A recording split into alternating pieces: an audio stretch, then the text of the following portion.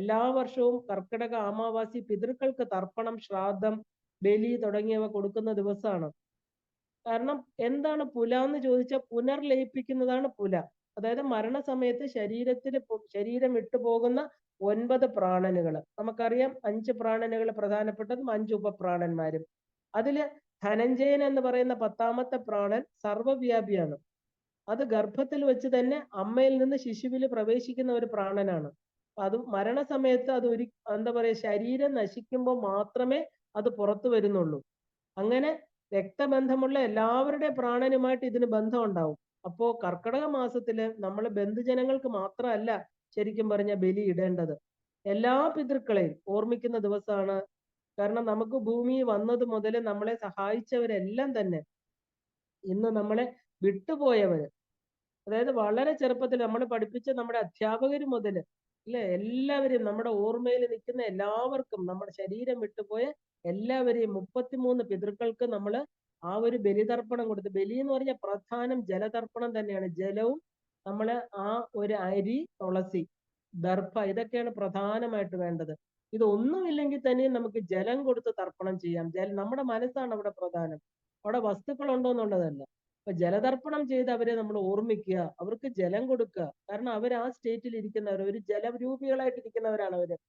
ആ തർപ്പണം കൊണ്ട് അവർക്ക് മോക്ഷഗതിയെ പ്രാപിക്കാൻ സാധിക്കുന്നു ഗരുഡ പുരാണം പറയുന്നുണ്ട്. അപ്പൊ കർക്കിടക വാവ് ബലിയാണ് ഏറ്റവും കർക്കിടക മാസത്തിലെ പ്രധാനം. ഇതുകൊണ്ട് എന്താ പറയാ, നമ്മളിത് കൊടുക്കുന്നതുകൊണ്ട് എന്താ സംഭവിക്കുന്നത്? ജീവിച്ചിരിക്കുന്നവർക്ക് ആയുരാരോഗ്യ സൗഖ്യം, 7 തലമുറയ്ക്ക് ഐശ്വര്യമൊക്കെ ഉണ്ടാകുമെന്ന് കരുതപ്പെടുന്നു. കാരണം നമ്മുടെ DNA എന്ന് പറയുന്നത് 7 തലമുറയുമായിട്ട്, പോയ തലമുറ 7, ഇനി വരാൻ പോകുന്ന 7 തലമുറ, അല്ലെ? നമ്മൾ അതിന്റെ മിഡിലാണ് നിൽക്കുന്നത്. അപ്പൊ നമ്മൾ ചെയ്യുന്ന പുണ്യകർമ്മങ്ങൾ കൊണ്ട് പോയവർക്കും അതെ, ഇനി വരാൻ പോകുന്നവർക്കും നമുക്ക് പുണ്യം കൊടുക്കുക എന്നുള്ളൊരു കടമുണ്ട്. നമുക്ക് 5 കടങ്ങളാണ്. ഗൃഹസ്ഥാശ്രമികൾക്ക് 5 കടങ്ങളുണ്ട്. അതിൽ പിതൃകടമാണ് ഏറ്റവും വലിയ കടം. ആ മാതാപിതാക്കന്മാർക്ക്, മരിച്ചുപോയ അവർക്ക്, അവരുടെ ആത്മാക്കൾക്ക് വേണ്ടിയുള്ള പ്രാർത്ഥന, അത് അവർ മരിച്ച ദിവസം ചെയ്യാം. പക്ഷെ കർക്കിടക മാസത്തിലെ അമാവാസി എന്ന് പറഞ്ഞാൽ എല്ലാ പിതൃക്കൾക്കും വേണ്ടി ചെയ്യുന്നതാണ്. ഇത് കൊടുക്കുന്നത് കൊണ്ട് എന്താ, നമുക്കതുകൊണ്ടാണ് പുണ്യം, അല്ല അവർക്കല്ല ഏറ്റവും കൂടുതൽ പുണ്യം, നമുക്ക് തന്നെയാണ്. അപ്പൊ പിതൃലോകത്തെ സായം സന്ധ്യ എന്ന് പറയുന്നത് കർക്കിടക മാസത്തിലെ ഈ കറുത്ത വാവാണെന്ന് പറയപ്പെടുന്നു ഗരുഡ പുരാണത്തില്. അപ്പൊ ആ സന്ധ്യ അവരിങ്ങനെ കാത്തിരിക്കും, അല്ലെ? നമ്മൾ ഓർമ്മിക്കുന്നുണ്ടോ? നമ്മൾ എന്റെ ആൻസിസ്റ്റേഴ്സ്, അതായത് ഞാനിവിടെ ഭൂമിയിലെല്ലാം സമ്പാദിച്ചു, ജീവിതകാലം മുഴുവൻ വളർത്തി വലുതാക്കിയ മക്കളും കൊച്ചുമക്കളും, അവരുടെ തലമുറ ഒരു തുള്ളി ജലം എനിക്ക് വേണ്ടി തരുന്നുണ്ടോ എന്ന് അവർ ശ്രദ്ധിക്കുന്നു പറയപ്പെടുന്നു. ഇതൊന്നും ആർക്കും തെളിവുകളുള്ള കാര്യമല്ല. എങ്കിലും നമ്മൾ അദൃശ്യനായിരിക്കുന്ന ഈശ്വരന് സമർപ്പിക്കുന്നില്ലേ? ആ ഭഗവതിയുടെ മുമ്പിൽ സമർപ്പിക്കുന്ന പോലെ പിതൃക്കളുമുണ്ട്. അവരിനി ജന്മം കിട്ടിയോ, ജന്മത്തിൽ ശരീരത്തിൽ വന്നോ ഒന്നും നമുക്കറിയില്ല.